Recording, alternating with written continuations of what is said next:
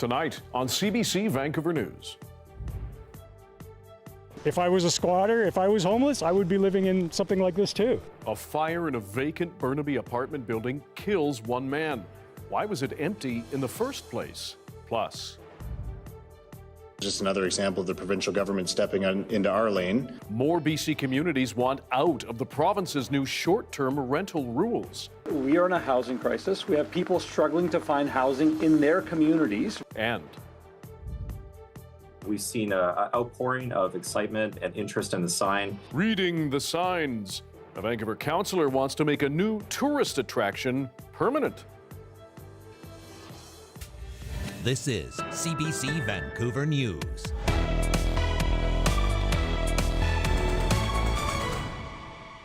Hello, I'm Dan Burritt. Thanks for joining us. A fire in a derelict apartment building in Burnaby's Metrotown neighborhood has killed one man. As Karis Hogg reports, there are new questions about that building and why it was empty at all.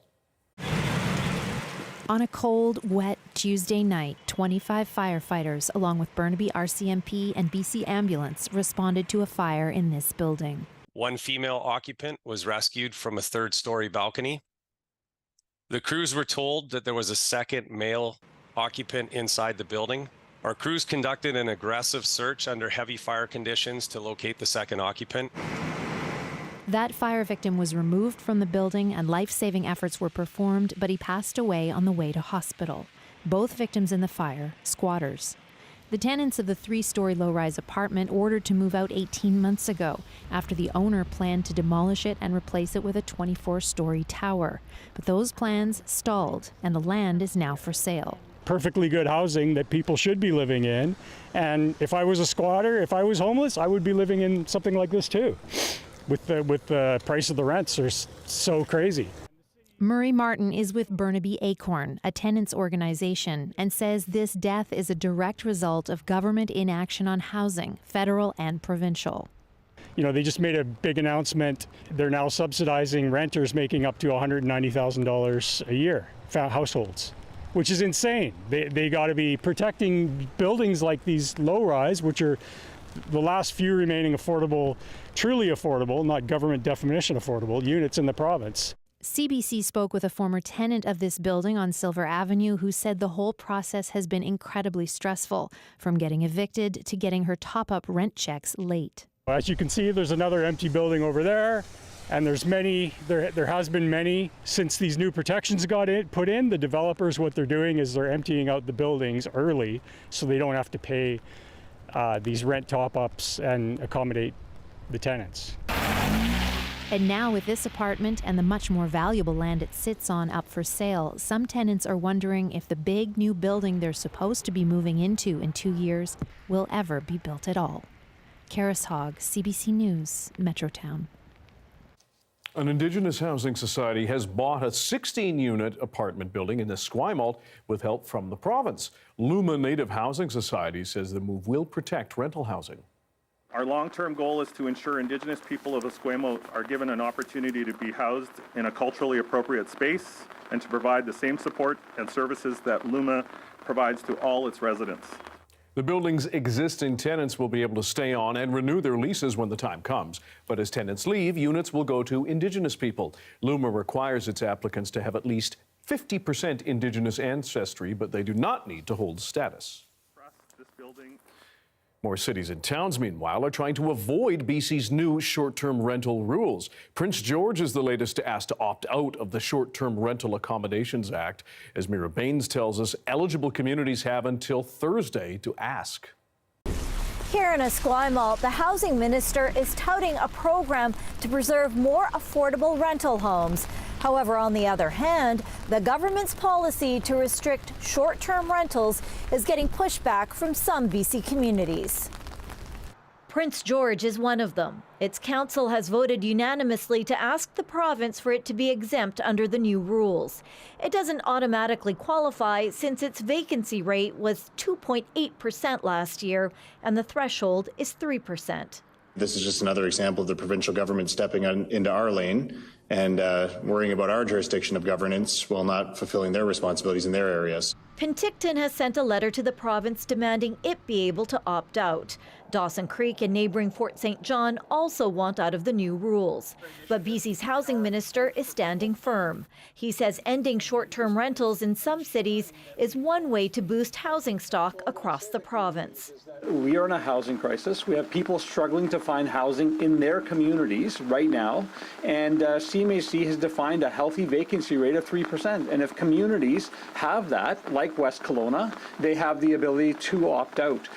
The mayor of West Kelowna says they're thankful they can ask to be exempt from the new short-term rental restrictions that kick in May 1st. We get a lot of tourists, particularly those that want to visit our wine route and just enjoy all that West Kelowna has to offer.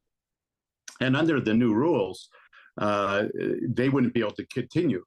At least one property rights group argues the regulations are too blunt.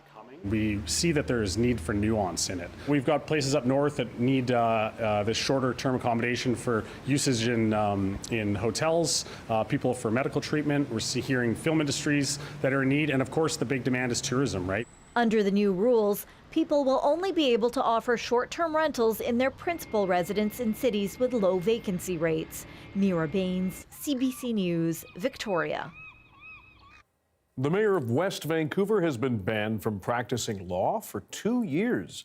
The Law Society of BC says Mark Sager admitted to committing professional misconduct related to a former client's will and estate between 2010 and 2020. Among other things, it says Sager admitted to withdrawing more than $71,000 in fees before getting approval. Sager tells CBC News he's glad the issue has been resolved, calling it a, quote, distraction. He says he will now refocus his complete attention on his community. As a coastal storm makes its way through BC's interior, more snow is expected to fall in the mountains, meaning avalanche dangers are likely to remain high.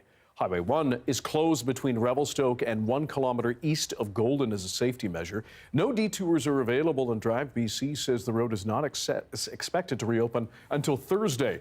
Avalanche Canada says the current risk was caused by widespread rain crust that's now buried with new snow, creating weak layers. It's something backcountry suppliers are also noticing.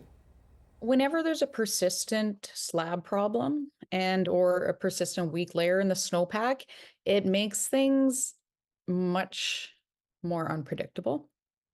We saw the same thing happening last year.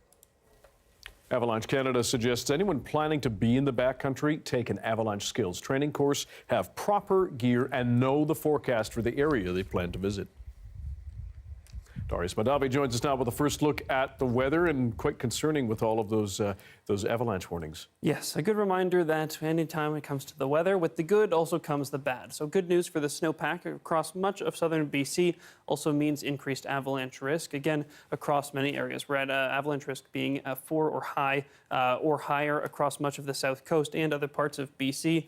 But some more snow on the way will mean some better drought conditions come the beginning of the season. And we're expecting the next informal drought update tomorrow, as well as a formal one next Thursday. So potentially some good news on the way there. Now, if we take a look and we zoom in to the south coast, you can see that transition from snow just 24 hours ago to a lot more rain, heavy in some places. And so we've seen a decent amount falling in many areas. Fortunately, as temperatures came up, we didn't see as much frozen ground, so not as much running off and increasing flood risk. So a little bit of good news there. If we zoom in to here in Vancouver, you can see on the mountains, a lot of snow did come, but then afterwards it was followed by what was starting to look like a little bit of rain creeping higher and higher. But fortunately, in the days ahead, we're going to see those freezing levels continue to fall once again. So even though they shot back up to around 1,200 meters, they're going to come back down to around 300 to 600 over the next 5 days or so. So that means a lot more snow and not much more rain for the mountains, which is nothing but good news. So a little bit of a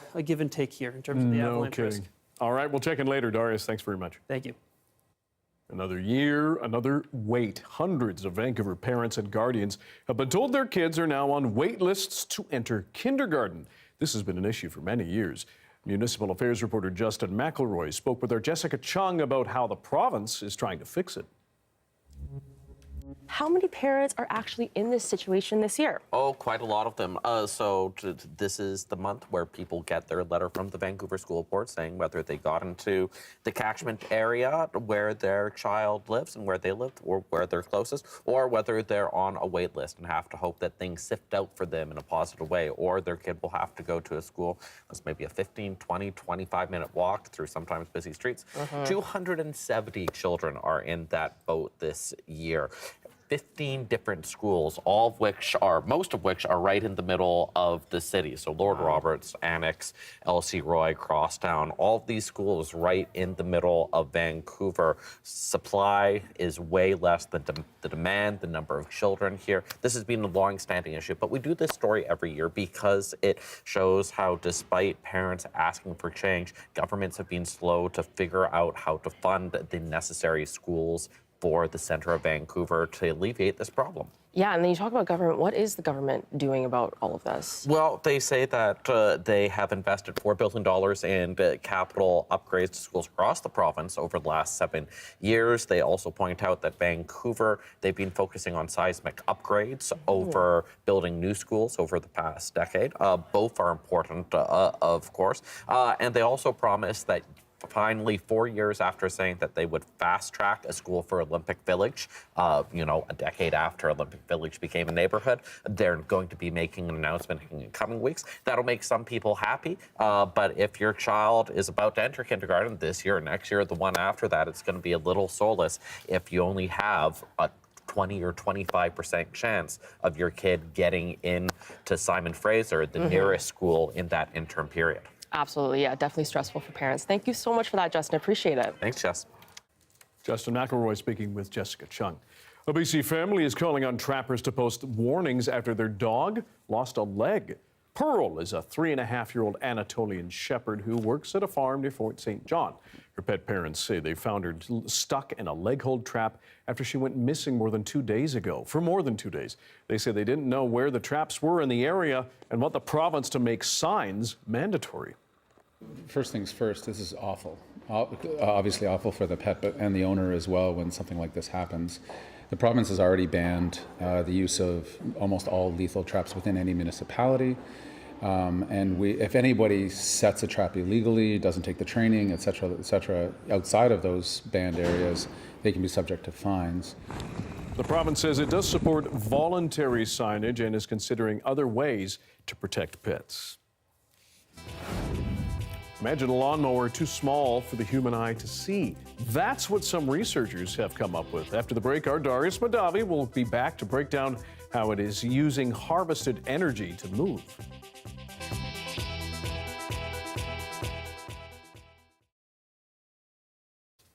Thanks for joining our commercial-free live stream tonight.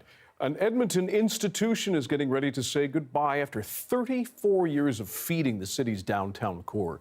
Many say they're going to miss the food, but as Emily Fitzpatrick shows us, it's the person behind the counter who keeps the customers coming back.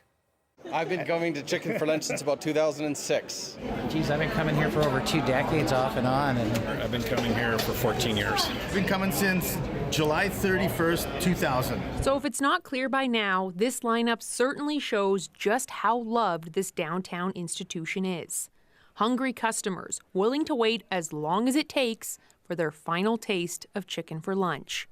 Since I found out she's closing down, I've been coming every week since November, and the lines have just been getting longer and longer. And so it's just crazy, just a phenomenon. It's going to be sad to see her go. After 34 years of serving chicken in this food court basement, this crew runs like a well-oiled machine. But the star of the show, or the secret ingredient, is co-owner Amy Kwan. Not spicy. I look after you. Stay. Okay. Okay? Yeah. You need vegetable. Yeah. You have to be healthy, okay? Yeah. Thank you, thank you. Much like the chicken before the egg, it's hard to tell if people are here for chicken or for Amy.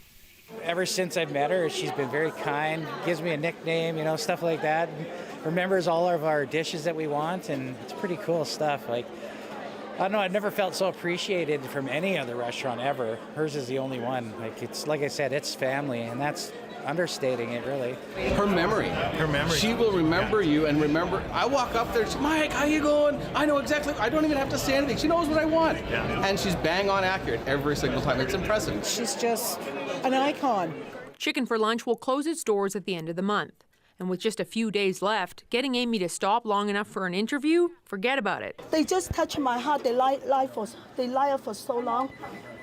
I really don't know what to say. I just say thank you. You guys are the best, okay? The family runs another Edmonton icon, the Ling Nang. So despite the closure, it's more of a see you later. Don't say goodbye to me, because I will see you in my restaurant, the Ling Nang, okay? You come and say hello to me, I buy you a drink. Okay, thank you. Emily Fitzpatrick, CBC News, Edmonton.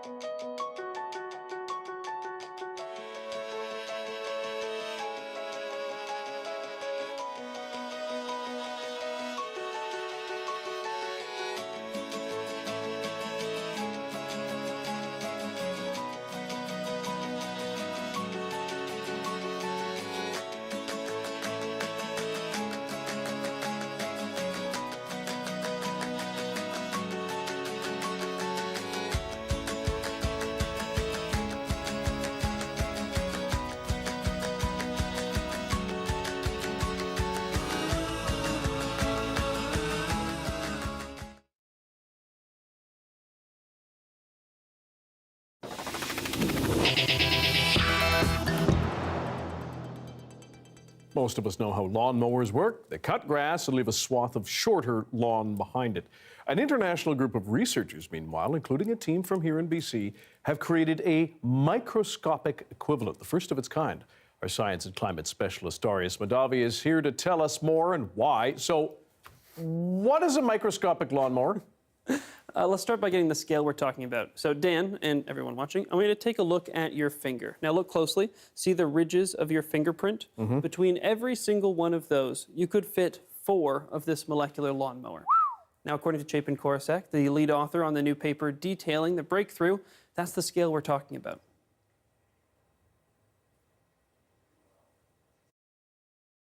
That's how small the system is, and it's spherical. And now imagine that sphere is now hairy. It has little hairs on it. And at the end of the hairs are tiny little enzymes, little Pac-Man that like to eat things. So how exactly does this work? Well, the lawnmower is a molecular motor, a type of protein that exists in nature. Now, if you think of the motors you're familiar with, they use some kind of fuel or energy, like gasoline, and do some kind of work, like turning the blades on a lawnmower. Molecular motors do the same thing. Take a look here. The big sphere is the lawnmower Korosek and the team tested. As it rolls along, the Pac-Man looking proteins on it attached to a specific molecule on a surface. The proteins cut it, and the lawnmower keeps rolling forward. Now, this is called burnt bridge motion because the lawnmower can't go back the way it came because there's nothing for it to attach to. So once it gets to the end, it's stuck. In other words, it has burnt the bridge. But what's really incredible is that cutting those molecules releases energy, which allows the lawnmower to keep moving forward. So imagine if on your lawnmower, just cutting the grass gave it the energy to keep running. That is amazing. So you mentioned these molecular motors exist in nature. What do they do?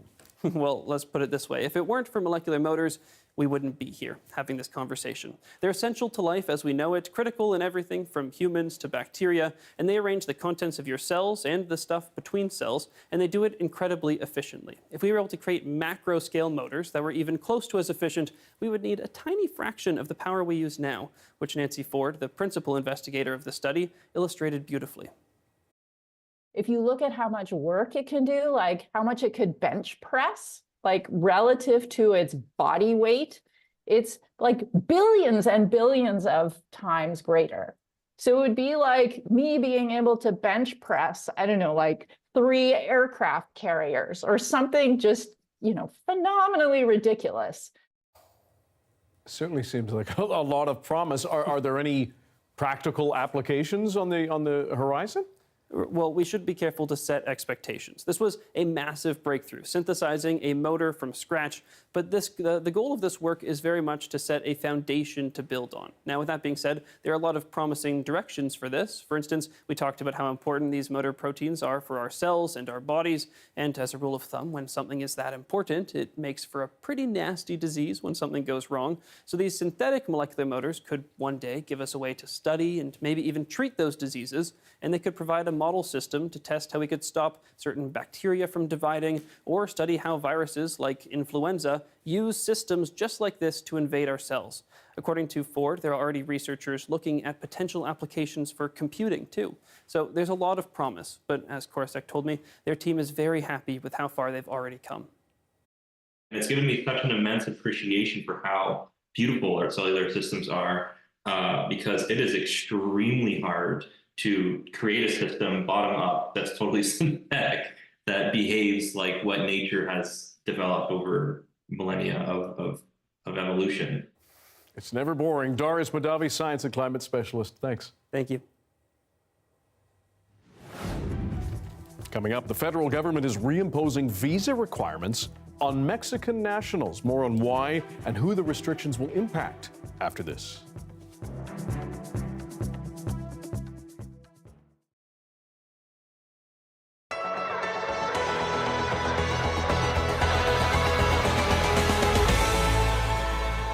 It's a beautiful life. It is.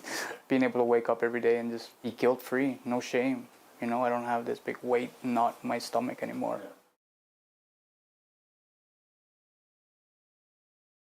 When I was at my lowest point, it was, you gave me that little bit of hope, you know, to have you come to do the meeting that night, and I almost didn't even recognize who you were, you know. It was funny. Yeah. I was like, Ryder? I was like, do you remember me? Yeah. But you're about 200 pounds heavier. Yeah. And it was good. You really were a big inspiration in my recovery. I first started using opioids in 2000 in the penitentiary. I was 19. I went back out into addiction off and on for 15 years. It was a battle that almost took my life a couple of times until I ended up in detox. Out of the last 13 years, I spent 7 years in jail. Yeah. And every time I'd go to jail, I'd sober up. But every time I got out of jail, I would run right back to the same people that I got rid of 20-some years before that. And I didn't know of a sober life or that unity of this sobriety. I'm blessed that I was a drug addict. Yeah.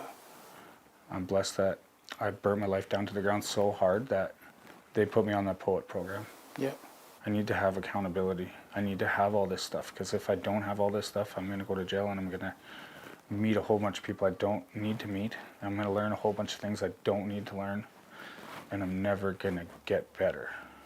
So for myself, being First Nations, I felt like I had a lot of shame and an uphill battle even to reach out and ask for help, because people looked at me by my skin color and as being another statistic.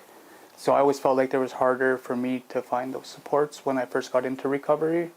I had a really good lawyer. She's Indigenous, and luckily I went through Indigenous court. Yeah. So I got to relearn like all my culture. Yeah. And then coming here with just at the start of their Indigenous program. Yeah. So I got to see like the ins and outs of how they were trying to factor in all their Indigenous culture into their programming here. I know for myself, I incorporate that into my life every day. Do you do the same? I smudge every day before I go to work. Yeah. Every day when I get home. Smudge, pray. I honestly don't know where I would be without the spiritual connection. What would you guys say to people who have friends who are struggling with addiction and or going through recovery? What message would you have for them? A lot of people don't know that help is just at their fingertips, or they're too scared of rejection. They're stuck in that thought that we're just hopeless addicts at that moment, right? Because everyone's so complacent to seeing it everywhere. Yeah. It's just a norm, you know, like, hey, I want you to know that I've been on that side of the phone call. Yeah. It does get better, you know.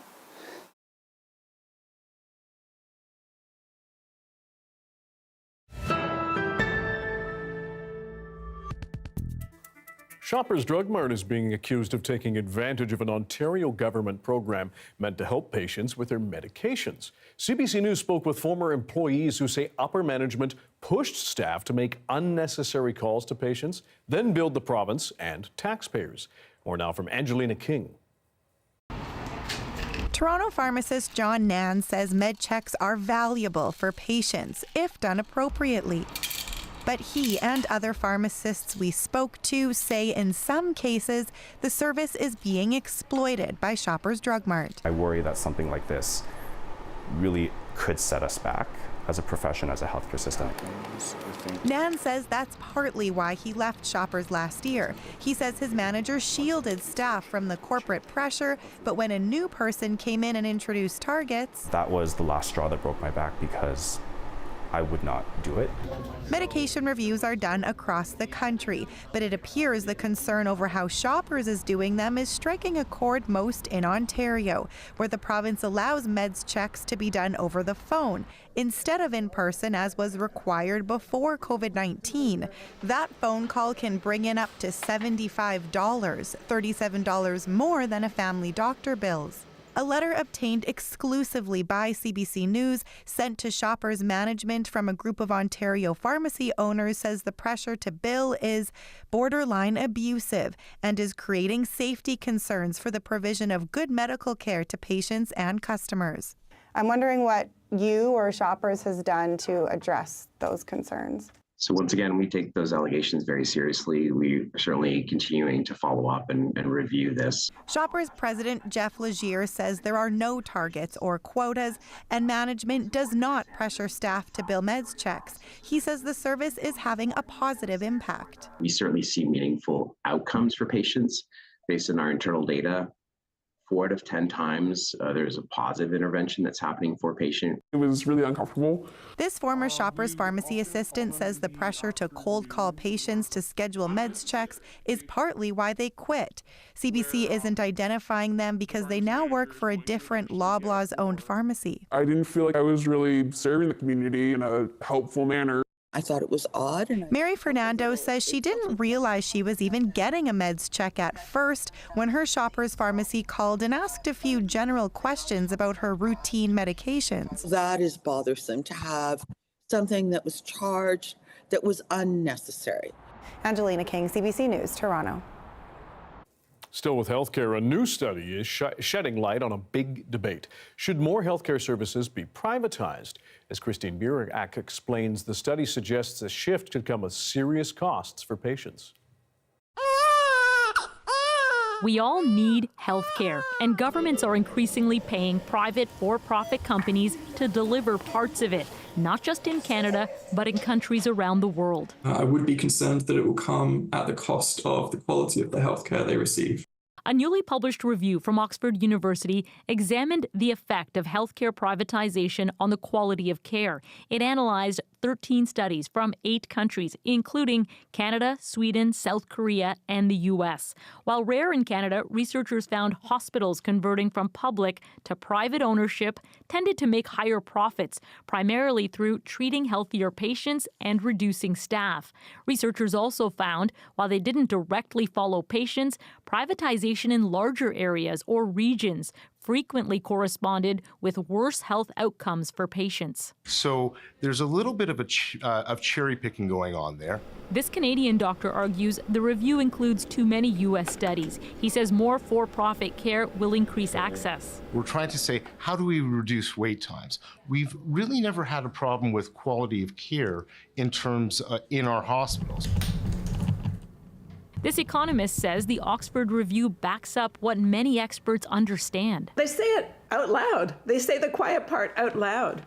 You can't be a for-profit service provider without putting profit first. Cutting staff, lowering pay, picking profitable patients makes money. If you think your government is going to get a better deal by creating for-profit incentives or paying for-profit providers through public funds, you're going to get worse care and worse jobs. With several provinces pushing for more private for-profit care, Oxford researchers say this could be an important time that decides what the future of healthcare in Canada looks like. Christine Burritt, CBC News, Toronto. A sudden change that will affect thousands of travelers coming into Canada is on the way. Ottawa is reimposing visa requirements for many Mexican visitors. And senior government sources tell CBC News it will take effect at 8:30 p.m. tomorrow night. Here's Kate McKenna. Canada is about to reimpose a visa requirement on Mexicans for the first time since 2016. The move follows pressure from the U.S. government concerned that Mexican nationals are increasingly using Canada as a backdoor entrance into the United States. We have an obligation to secure our borders. Quebec's premier also called on the government to act. I'm asking Mr. Trudeau to put again in place a visa for the Mexican. Saying the province is struggling to integrate a sharp rise in Mexican asylum seekers arriving at the Montreal airport. It is incredibly disappointing because it is a pattern, ongoing pattern of erosions of ability of human beings to come into Canada and seek asylum. Senior government sources say the new visa system will be less restrictive than the rules in place during the Harper government. A source says the visa requirement will affect about 40% of Mexican travelers and take effect at 11:30 p.m. Eastern on Thursday. There will be exemptions for people with work and study visas, including temporary foreign workers, and for Mexicans who held Canadian or American visas in the last 10 years. As for how it'll work, it'll take 4 to 6 weeks to get a visa. It'll require biometrics, and the visa will last 10 years, allowing people to stay a maximum of 6 months at a time. Even before Ottawa makes it official, Mexico's president is already expressing his disappointment. Threatening to boycott the Three Amigos summit this year. And Canada's tourism industry also warns this move could come with a cost. Only in 2023, Mexicans contributed about $754 million to our visitor economy. And that is a significant amount that we want to keep on the books and not see it go away because of this new announcement.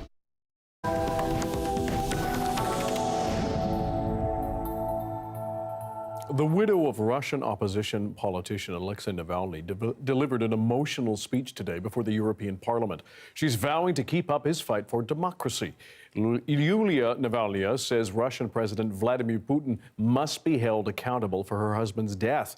But as Briar Stewart reports, she's now turning her attention to burying him. Alexei Navalny's widow, Yulia Navalnaya, made an emotional appeal to the EU Parliament, saying that Russia's President Vladimir Putin needs to be held responsible for what he's done to Russia, for the war he's waging in Ukraine, and for her husband's death. A public funeral will be held for Navalny on Friday in Moscow at a church. His allies had said they approached many locations, but they were turned down. In some cases, they said there was a no as soon as the person heard the name Navalny. Even getting Navalny's body back from the prison has been an ordeal for his family. We spent a week getting Alexei's body and organizing funeral. Then I chose the cemetery and coffin. The funeral will take place the day after tomorrow. And I'm not sure yet whether it will be peaceful or whether police will arrest those who have come to say goodbye to my husband. Navalny will be buried in a cemetery shortly after the funeral service. It's not clear what kind of security will be in place, but you can imagine that there will be a heavy police presence. We've seen hundreds of mourners being detained and arrested for going to memorials and laying flowers to honor him. Prison officials have said that Navalny died of natural causes after returning from a walk at a penal colony on February 16th. His family, supporters, and many Western officials hold the Kremlin directly responsible. One of his allies has said that Navalny was killed because he was going to be part of a possible prisoner swap that would see him along with 2 U.S. nationals exchanged for a Russian security agent who's in prison for murder in Germany. U.S. and German officials haven't commented on those claims. Briar Stewart, CBC News, London. Tensions around the war in Gaza have led the British government to boost spending on security for MPs. The government says it will help protect democracy from disruption. The CBC's Abby Kuavasan is in London with more. The British government has announced an additional £31 million, or about 53 million Canadian dollars, in security funding for members of Parliament. Some of this money will go towards bodyguards for some MPs, additional police patrols in England and Wales. It could also mean all elected representatives have a dedicated police contact, and some of the funding will also go towards expanding cyber security given the online threats that are there. British Prime Minister Rishi Sunak says that some MPs have been verbally threatened and physically targeted. The government here says that there has been a spike in these intimidation tactics given the ongoing situation in Gaza. Some demonstrators gathering outside a Tory MP's house earlier this month demanding a ceasefire. The Tory government here has not called for a permanent ceasefire. The Labour opposition only calling for one recently under immense pressure, and a new poll showing that 66% of Britons would like to see their government call for one. But again, the message very much being that despite this diversion, attacking or threatening MPs is absolutely unacceptable. Again, MP safety a major concern here. It has been particularly in recent years following the killings of two MPs, Joe Cox in 2016 and David Amos in 2021. Abby Kwadhasan, CBC News, London. Texans are on the run as wildfires rip through the panhandle of that state. The latest on the losses and the efforts to get massive blazes under control. Stick around.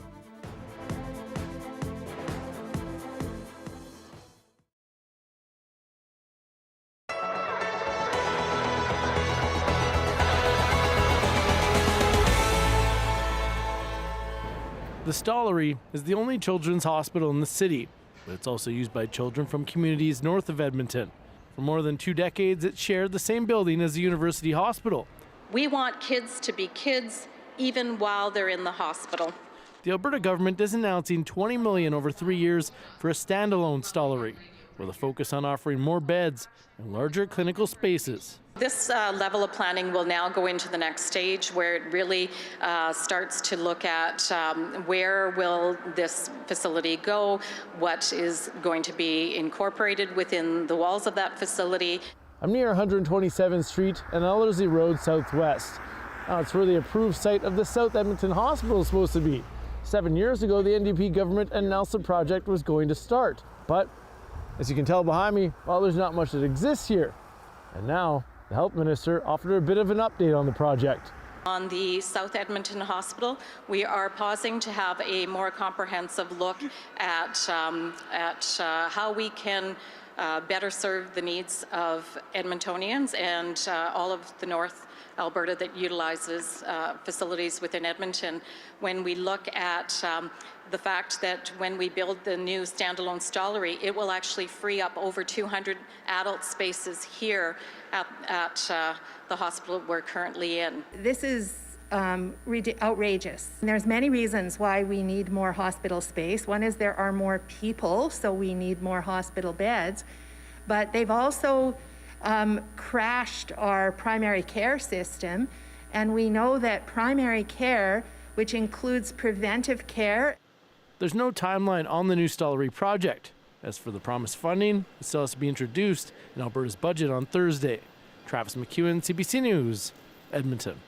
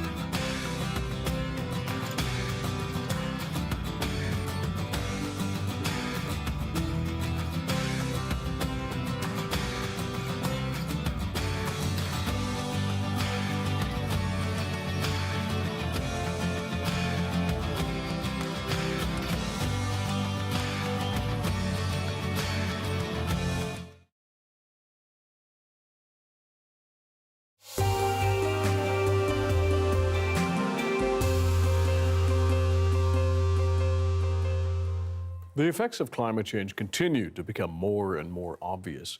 Now, new research suggests animal populations, in particular great apes in Africa, are being impacted. Anand Ram explains how, as humans adjust to storms, fires, and drought, they're pushing deeper into habitats of apes.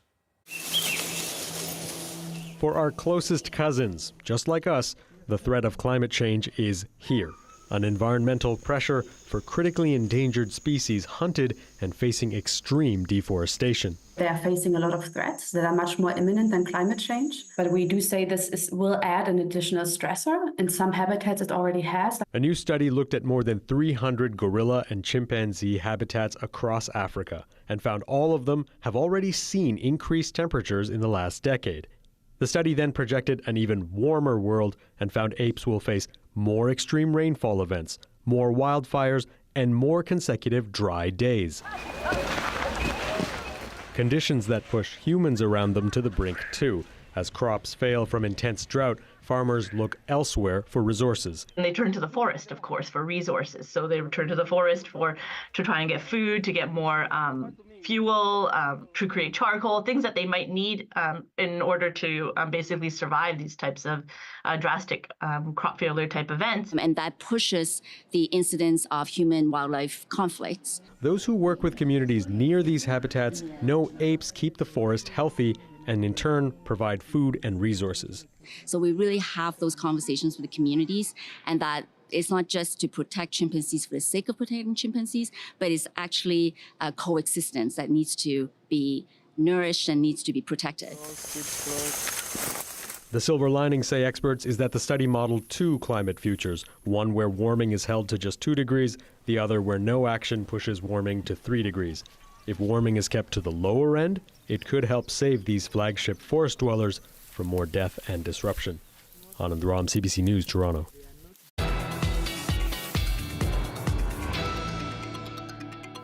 It has been an early start to wildfire seasons in parts of Canada. It comes after the country's most destructive wildfire season ever last year that burned close to 19 million hectares. There were at least 53 active wildfires burning in Alberta, though the season normally starts March 1st.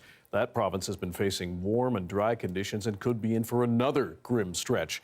Alberta officials say they're busy boosting resources and aiming to add 100 firefighters to the front lines. A record 2.2 million hectares burned there last year. Here in BC, there were more than 100 fires reported at the start of this year alone. They're holdovers from last summer that have not gone dormant over the winter. BC MP Taylor Bacharach, meanwhile, is calling on Ottawa to play a bigger role during the fire season. Is there a concerted national plan to address the droughts and wildfires we expect this summer? And if there is, what is it? He says provinces cannot be left to handle the fire season without the federal government's help. A cluster of out-of-control wildfires are ripping through northern Texas tonight.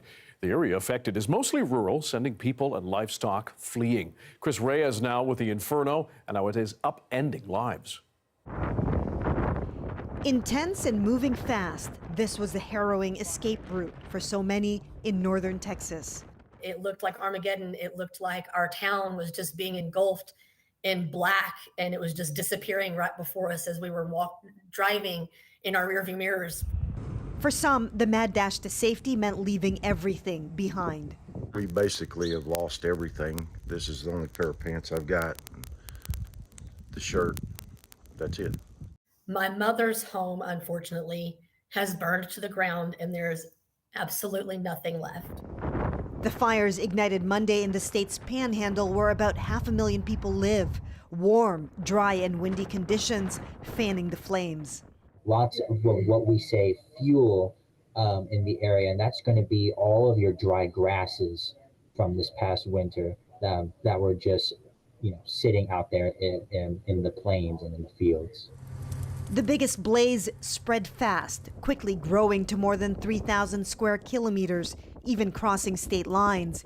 In the Texas city of Canadian, where residents are slowly coming back, they know there's a long recovery ahead. The roads have all been reopened.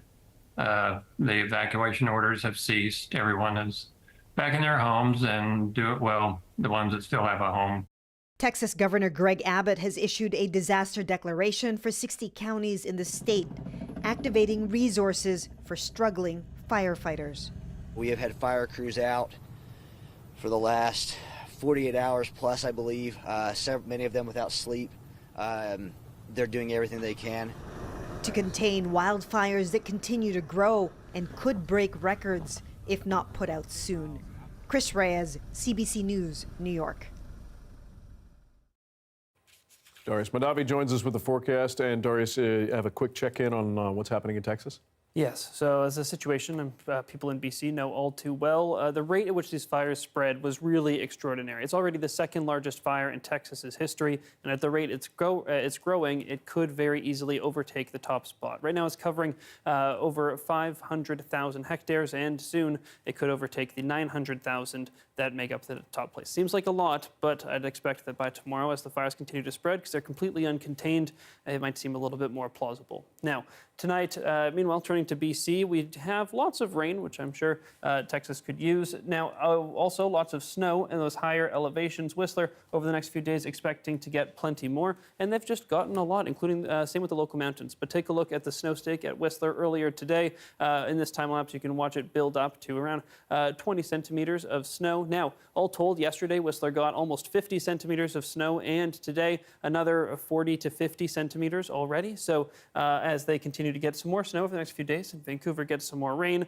expect that number to continue to climb, which is a little bit of good news. On the local mountains, it has been a little bit of rain today, even potentially at the peak, but those freezing levels coming back down over the next few days quite significantly, meaning plenty more snow on the way to make up for it.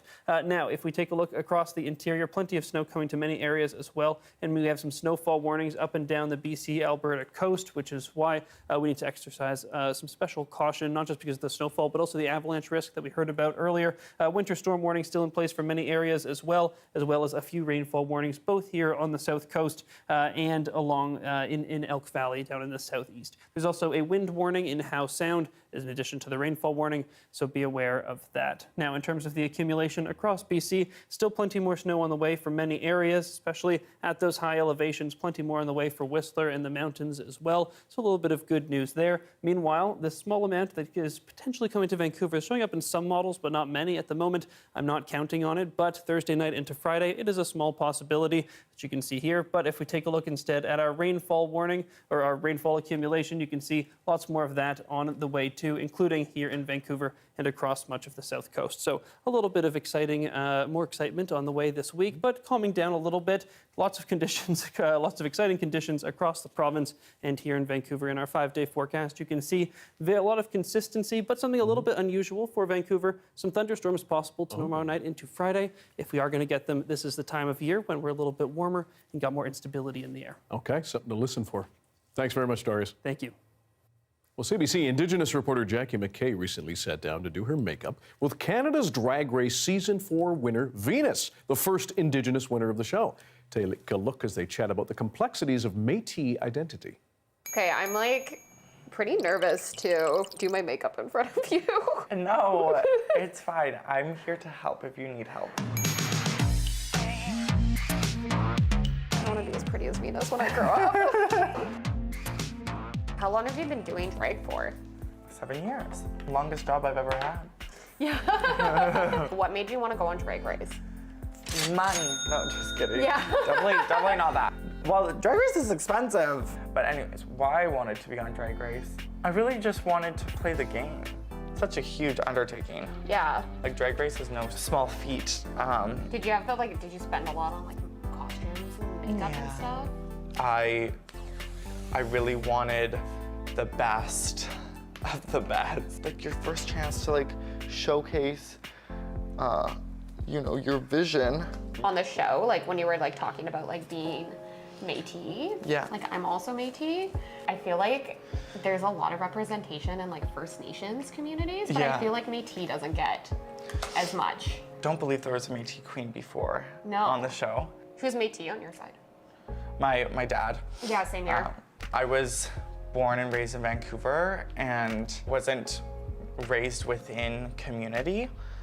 So that's sort of something that came later in my life, which, upon retrospect, definitely kind of sucks. I think about the things that I didn't get to experience as a child. I kind of feel the same way. Like I felt like I grew up not like in community either, and like I felt like there was like passed down shame. There's like a mix of like shame and also like colonial mindsets. Yeah, something that I think was like important to me when I was like watching your journey. I don't feel like we get a lot of like Métis like proudness and like representation in the same way we see in like First Nations culture. This is our home and native land, and I'm here to make it known. I even have like friends still who like don't really get what it is to be Métis. People are like, oh, I'm half Cree, so I'm like Métis, and it's like, no, that's not what that means. Yeah. Yeah, I know, and there's a lot of what would you call it, misunderstanding. People also misuse Métis identity too, right? I think there's also another part about like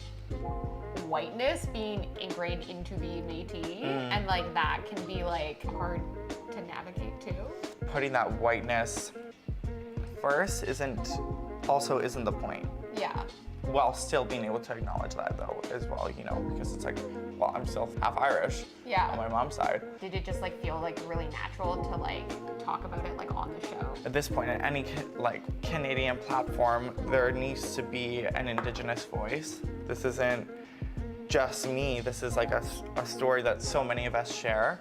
I'm not trying to be like this emblem or this like ultimate representation, because I'm really just one facet of this vast story. And yeah, it was like, I was the only Indigenous person there, so I really had to like let them know. Yeah.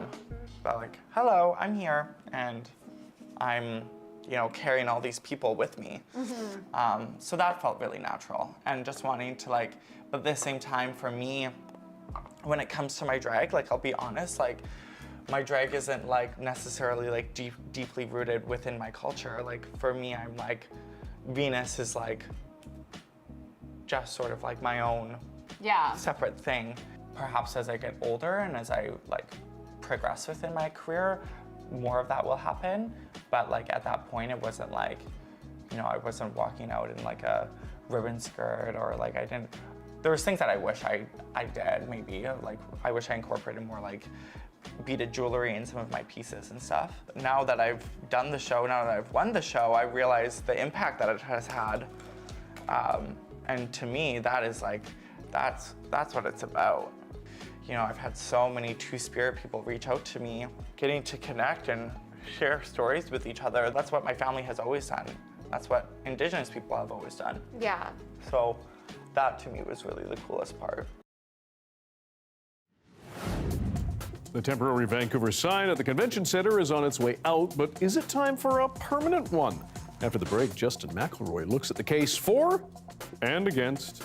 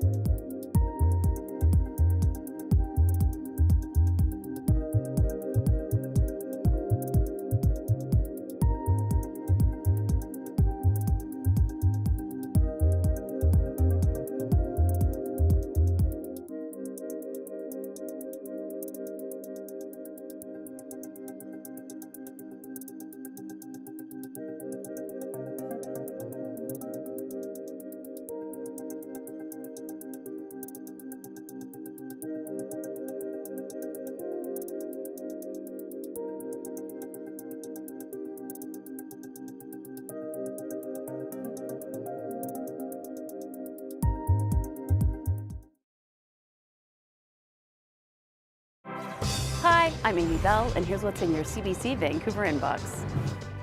On March 12th, join CBC Vancouver's Michelle Elliott at the YWCA City Shifts free event, Reimagining Our Cities, Advancing Equity in a Polarized Time. For more information, visit ywcavan.org. And never miss a special programming series, event, or contest. Subscribe to CBC Vancouver's e-newsletter at cbc.ca/Vancouver inbox and keep connected with us. A 19-year-old Sechelt native has become the first woman to complete a full run of what's touted as the toughest mountain bike downhill race. Take a look. 5 minutes, here she goes! Gracie sends it! Gracie makes it! Incredible! 3:56 on the clock. Better than me. Gracie Hemstreet was one of 2 women riders who qualified for the 2.3-kilometer Red Bull Hardline race in Tasmania, Australia. But she was the only one to finish it in 3 minutes and 56 seconds. Look at this. Hemstreet joined Early Edition host Stephen Quinn to talk about her win. Congratulations on that. What was it like riding that course? It was pretty insane. Yeah, it was super surreal, and yeah, it was awesome. So what do you do after this? I mean, last year you were named a BC Athlete of the Year. You totally dominated the Junior Women's Mountain Bike World Cup. You earned the title of champion there. You're also a Red Bull Athlete of the Year last year. What is your goal for this year? This year, I'm now in elite. Well, last year I was as well. But yeah, I definitely want a top 5 overall, and yeah, definitely some podiums this year. This is my goal. Like you said, glad it wasn't me. Exactly. Unlike many big cities, Vancouver doesn't have a welcome sign. And with a temporary sign in Cole Harbour on its way out, some are wondering why. But while they're enjoyed by tourists and some residents alike, as our Justin McElroy explains, welcome signs are not always the best decision for city politics. Welcome signs. They're big, they have a city's name on them, and BC's biggest city wants in on the action. We've seen an outpouring of excitement and interest in the sign. That is Vancouver Councillor Peter Meisner talking about all the people who have taken their photo next to a temporary sign saying Vancouver at the Vancouver Convention Centre. It's being removed next week. Now, Vancouver has plenty of duller, more traditional signs that people can take their photo next to, but Meisner is putting forward a motion to create a new permanent, similar-looking sign somewhere in the city. We would start over again and work with different cultural communities in Vancouver, Indigenous nations, to design something permanent for Vancouver that can help drive civic pride and tourism. But as someone who has ranked every single welcome sign in the province, a normal thing to do, this can be politically risky. Consider Nanaimo, which has its own giant sign that says its name in big letters. Now, you might look at this and see nothing. But some people see this sign and see a town under United Nations control because the O looks similar to the logo used for one of their programs. Or consider in more lighter fare the BC city of Quesnel. 4 years ago, they decided to move the location of its giant welcome sign, a gold pen, and it caused such an uproar and headlines that it may have been part of the reason the mayor lost re-election. The point is, these things aren't always the political slam dunk one may think. And as Meisner acknowledged, you could even make the case that it's not even necessary for a place like Vancouver. We have so many great things about Vancouver. We've got a beautiful, incredible natural setting, an amazing, vibrant city. But it's one of those things that many cities have, and it's been successful. And Toronto, for example, when they put their sign up in 2015, within a year and a half, they had 120 million social media impressions. And who are we to deny Toronto's impressions? But we'll see where the sign discussion goes in the coming months. And in the interim, if gaggles of tourists want to gawk at a structure and take pictures next to something with no organic connection to this city, there's always the steam clock.